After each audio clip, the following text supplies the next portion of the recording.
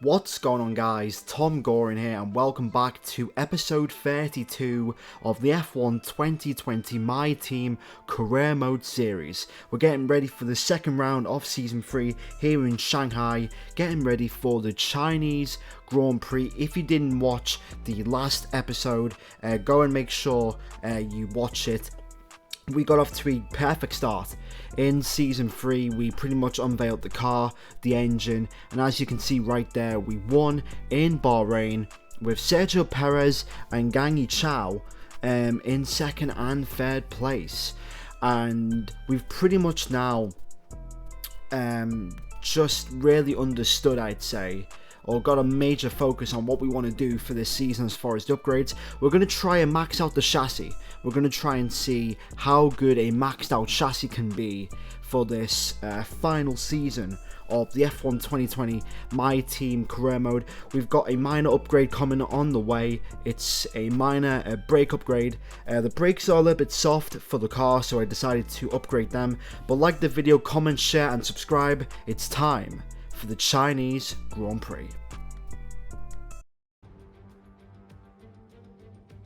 It's time to find out which driver is up to the task of claiming the Chinese Grand Prix. We're here in Shanghai.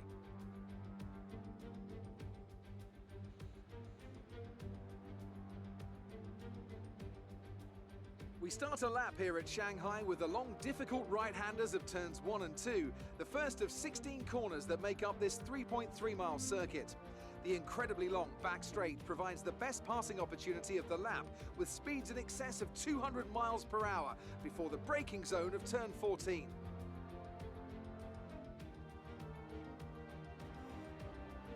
Joining us today to oversee all the thrills and spills, it's Anthony Davidson. And great to see you. How are you feeling about the race today, and how are the circuit conditions from what you've seen? Well, it's looking a bit cold out there, if I'm honest. These tyres have quite a narrow operating window in terms of the temperatures they need to extract the best grip. So with a cold track surface, it's going to be harder to keep those temperatures up, which will lead to lower grip and maybe more mistakes. It's time to see how our drivers are stacking up after yesterday's exciting qualifying session. Good job yesterday from Valtteri Bottas. The Finn starts from pole position, and Nick de Vries completes the front row. Moving on to the rest of the grid, we have Kvyat, Sainz, Thomas and Norris, Hamilton, Albon, Leclerc and Max Verstappen, Perez, Joe, Lance Stroll and Ricciardo, Gasly, Ocon, George Russell and Kevin Magnussen, Giovinazzi, Matsushita, Latifi and Antoine Hubert. Now that we've got some points on the board, let's continue this form and aim for another top 10 finish. So here we go, getting ready for the Chinese Grand Prix. Qualifying was wet. Q3 was wet, but Q1 and Q2 was dry. And to be honest, the car, I don't know what it is, but the car in the dry was okay. I don't really know about the pace as far as, you know, how good our car was. It was kind of mixed. I think Q1, we just scraped into Q1 for some weird reason, and then Q2 we were bang on the pace. And then with Q3, it was intermediate conditions, and we were only good enough for 5th place. But as you can see right now, I'm starting to get an understanding of the game, of the setups, how the setups work. Apparently, you need low front suspension and high rear suspension, and then minimum tire pressures for this game. And this was a couple of days before the SFR Bahrain race that I did. So pretty much, I'm getting used to the setup now, seeing how everything works and seeing how that affects the career mode car. Nick de Vries actually had a decent qualifying session, but as you can see right now, we qualified ahead of Lewis Hamilton, and we're getting ready for the start of the Chinese Grand Prix. Carlos Sainz in 4th place with Norris in 6th place. So yeah, very mixed up grid for the Season 2 Chinese Grand Prix. But here we go, getting ready for 5 red lights here in Shanghai, the Chinese Grand Prix. and it's lights out and away we go. Decent start there by us there. Science didn't get off the line well. De Vries looking for the inside. Kvyat goes down the inside as well. We hold the outside line now. Can we get the momentum in towards 10-2? Nick De Vries takes the lead of the Chinese Grand Prix. He's going to go side by side with Bottas. Bottas bullies De Vries, and we are in P3 at the start of this race. We got ahead of the two McLarens. We nearly made contact with our teammate there, and that's what I've been talking about. We need to upgrade our braking. Our braking is just too weak for the speeds that we can take in this car now, because our car is the fastest, and that's why we need to start upgrading the brakes, because you just saw there that we just nearly rammed into our teammate. But after one sector, we're pretty much ahead of the two McLarens and also Daniel Kvyat. So here we go, lap 5 of the Chinese Grand Prix. We've got DRS. We've been closing down on our teammate. Our teammate was showing decent pace.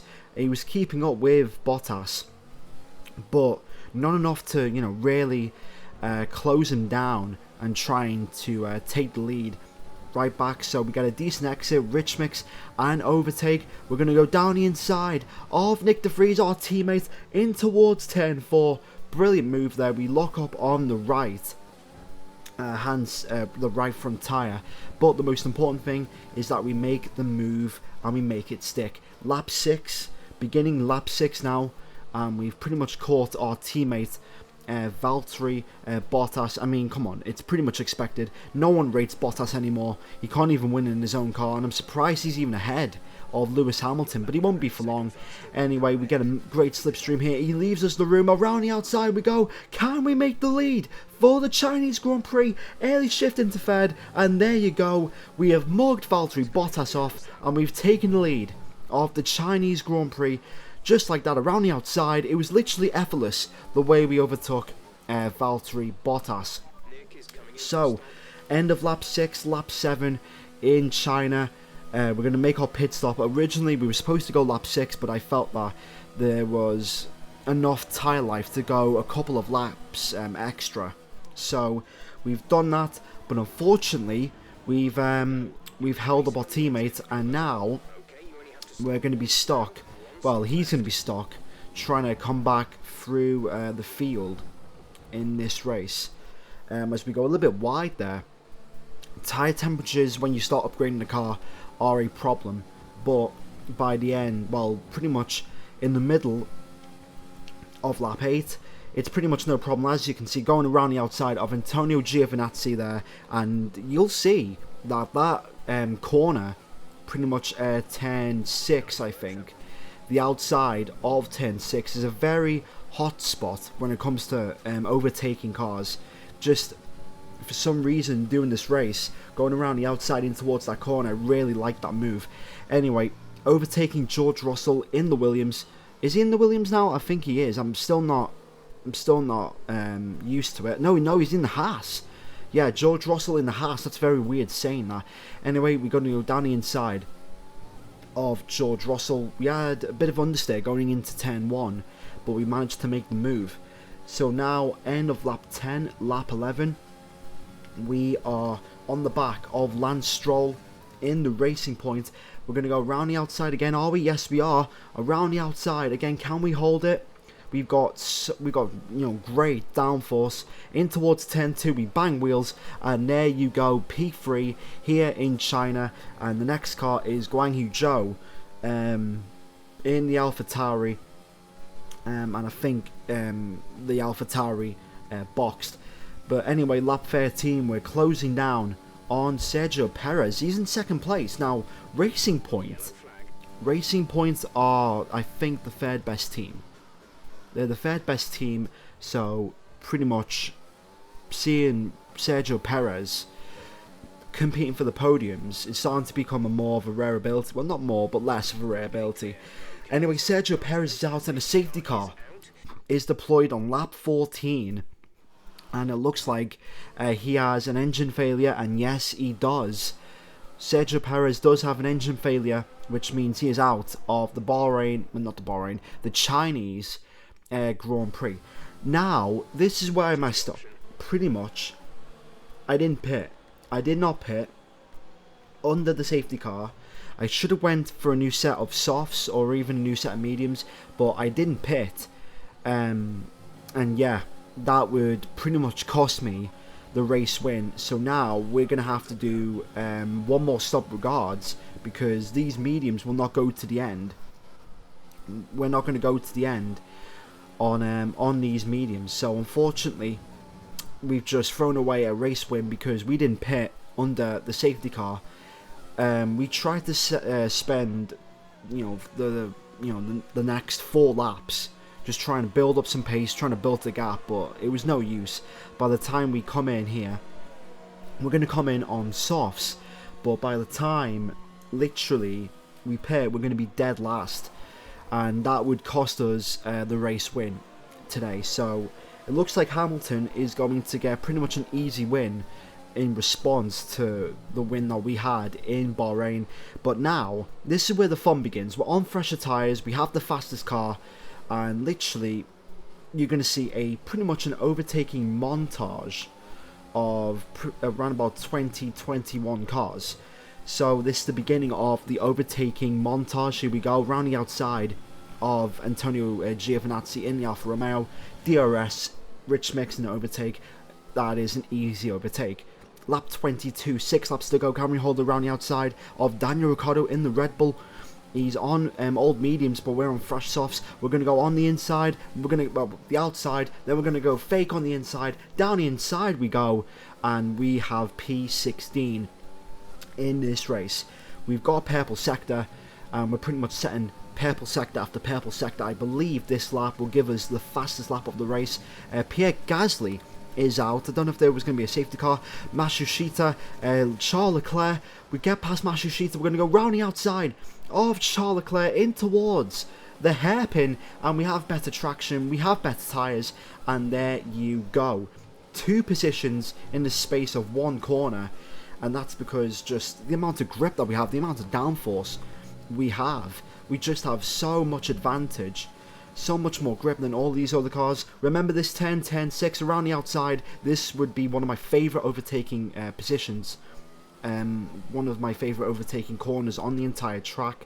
P11, and now we pretty much caught up to our teammate on this train, which is for P7, Nick de Vries. I'm surprised that he couldn't get past Lando Norris. I don't know why he couldn't get past Lando Norris, since we have the quickest car and McLaren don't. They're only like the 5th best team. Anyway, down the inside we go of our teammate, and that was to send a bit of a message to our teammate. I mean, I don't know how. I mean, he's done well, but I'm surprised that he hasn't really overtaken the McLarens yet, like I'm going to do now. Rich Mix overtake, trying to break in towards 10-1. It's a long right-hander. The gap opens up, and there you go, down the inside. We kind of force Norris wide to help Nick de Vries, but it's no good. And now we're looking good for a points finish. Anyway, lap 27, 2 more laps to go after this. We're going to go around the outside of Carlos Sainz in towards 10-1 again. Can we hold it? Bit of understeer as well, but there it is, P5 in this Chinese Grand Prix. I really like that overtaking maneuver, and just any overtakes around the outside, if it's 10-1 or 10-6. I really love just going around the outside, holding, getting the extra speed and just using the grip and holding it around the outside. Anyway, we're going to try and go around the outside of Valtteri Bottas here. Bottas actually tries to make a move of his own on Lance Stroll off the racing point. We're going to try and do the switch back here. Early shift into second and third, side by side with Lance Stroll. Bottas actually gets past Lance Stroll. We're going to do the switch back here on the racing point. We're going to go on the inside. We run out of ERS, so we're going to have to try and get that back. Down the inside we go. We make the overtake work on Lance Stroll, and that is P4 in this race, and we're only 2 positions away from Lewis Hamilton as we enter the final lap of the race. Guan Yu Zhou has actually done a brilliant job to hold second place, but not for long. We take second place back in the Chinese Grand Prix, but it's too little, too late. Lewis Hamilton wins the Chinese Grand Prix, after we pretty much threw that away. And for us, it's a great recovery drive, second place in the race after pretty much stuffing the strategy. And yeah, very fun race. And talk to me, what do you think it was that sealed the win for them? Well, the safety car completely changed the race, didn't it? It's hard to say exactly what would have happened without it, but there's no question that they came out of that situation in a good position. After an excellent performance at the Grand Prix, I'm sure there'll be plenty of celebrations tonight amongst the Mercedes team, and they certainly deserve it.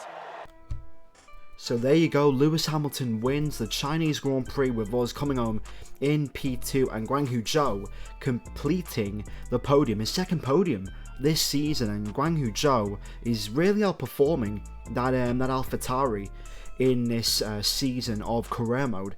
But yeah, as far as anything else, let me know if there's any differences, because this was the first video that I am recording with the new Xbox Series X. So if there's any difference, let me know, so that pretty much I can get ready for F1 2021 when that eventually releases on the Xbox Series X. Anyway, Lance Stroll, 5th place. As far as the championship, we extend the gap to 14 points. Hamilton is in 3rd, Bottas in 4th. Nick de Vries has failed to score yet in this season. Mercedes are in 1st place in the constructors, and Nick de Vries will be an important name for us. But if you did enjoy the video, make sure to like the video, 30 likes for this video, comment, share and subscribe, and I'll see you all in the next video. Goodbye.